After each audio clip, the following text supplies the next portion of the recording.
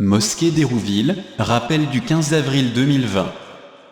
Alhamdulillahi Rabbil Alamin, wassalatu wassalamu ala Sayyidina Muhammadin wa ala alihi wa sahbihi ajma'in. Ayyuha al-ikhwatu wal-akhawat, mes frères et sœurs, assalamu alaykum wa rahmatullahi wa barakatuh. En s'approchant du mois du Ramadan, j'aimerais bien, mes frères et sœurs, faire avec vous une petite révision concernant les dimensions ou les degrés du jeûne, que ce soit pour Ramadan comme pour les autres types de jeûne dans l'année.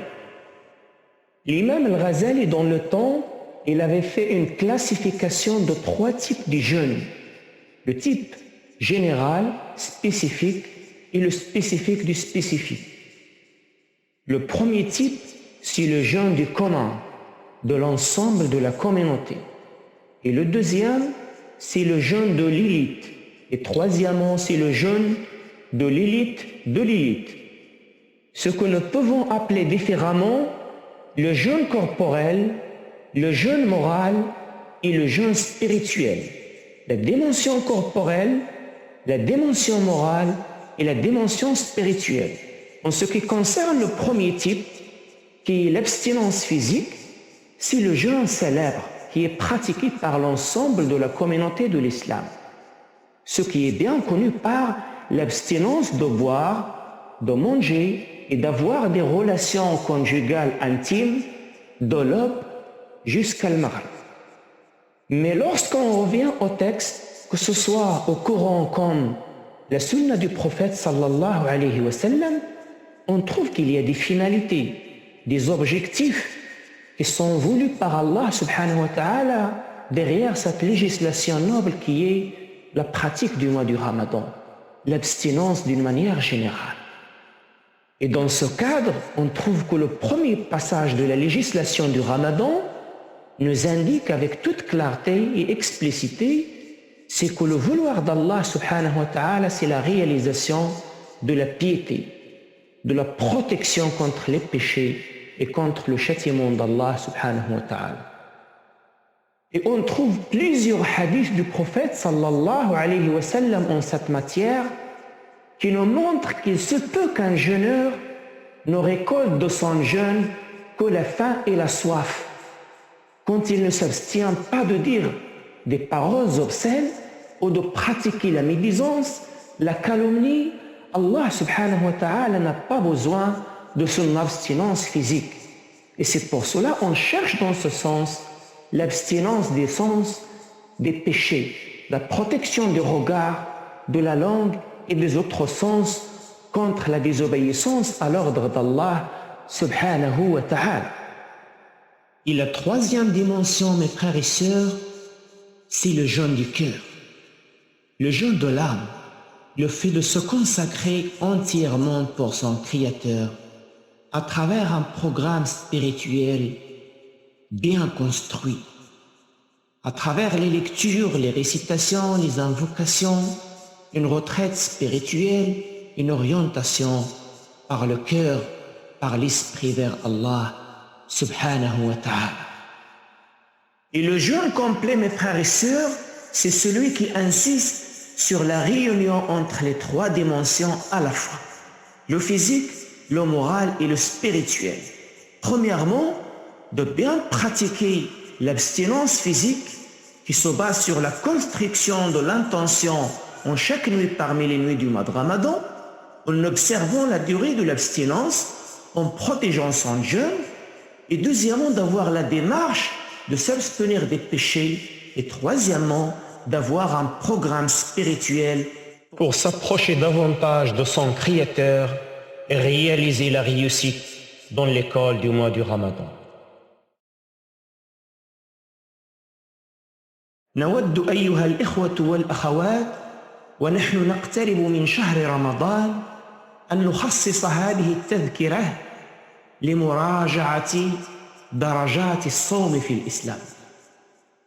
الإمام الغزالي رحمه الله، وانطلاقا من دراسته للقرآن والسنة ولأعمال السلف رحمهم الله، قدم لنا تقسيما ثلاثيا تكلم فيه عما يسمى بصوم العموم وصوم الخصوص وصوم خصوص الخصوص.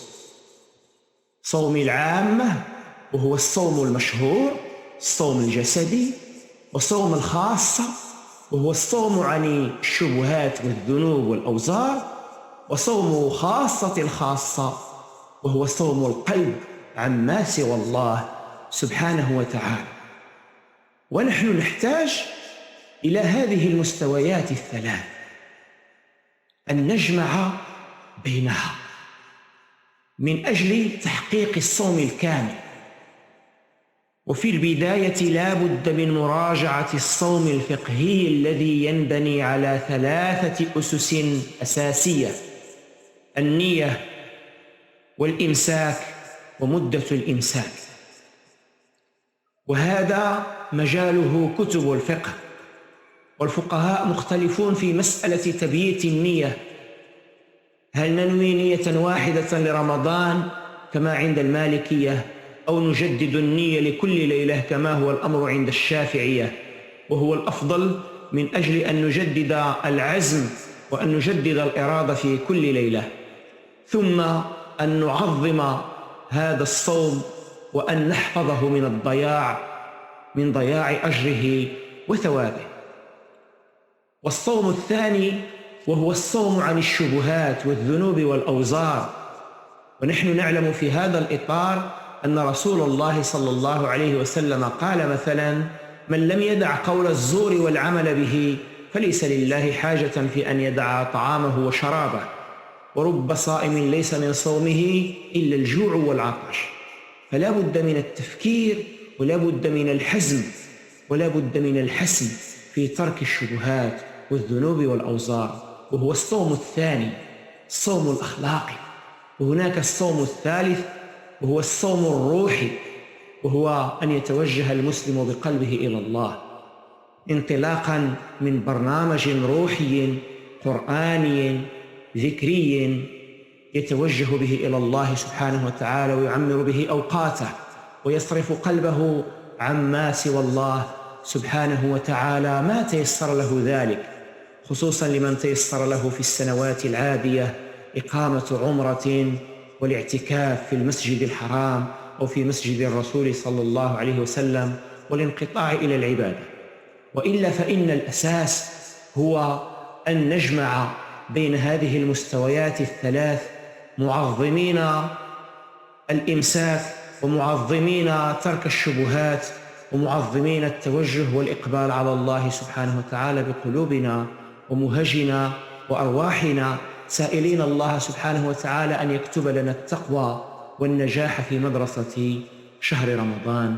وصلى الله وسلم على سيدنا محمد، والحمد لله رب العالمين.